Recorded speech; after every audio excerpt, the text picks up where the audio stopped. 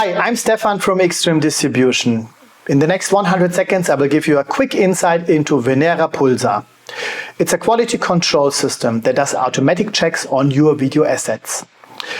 Here on my laptop I'm connected to our demo environment and I already opened the web user interface. It's all about to create templates that are used to check against. The system comes already with factory templates. As you can see here, checks for Amazon Prime, ARD ZDF, the English and the French customers, Cable Labs, Hulu from the US, iTunes, and many, many more. Let me quickly open one of those. In that template, we will see that there are different levels of checks that we have. One is to check all on the container level. So this is the wrapper of the video file or the audio file. Within that we have video, and the video again we can check on metadata level or on the actual video content. So for instance for blocking artifacts, for brightness, for color spaces and violations.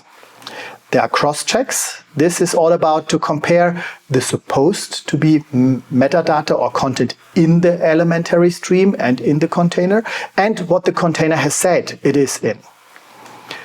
We can also check against metadata, for instance like subtitles, and on the package level especially for IMF formats. And we have general settings that are about creating the setup of the actual test. Results can be seen in the so-called job monitor.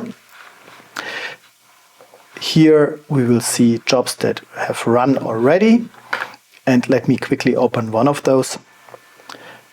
So here we can get a PDF, for instance, that gives us the information about the test results. At the very bottom end, we see what was checked for, here in this case mainly for luminance and chrominance, muted audio and black frames. And here in the middle we will see all the violations. So with a time code assigned to it, we see what has happened, what check was violated, at what point in time, and how does that look like. And on the top of the report we see what file was checked at what time.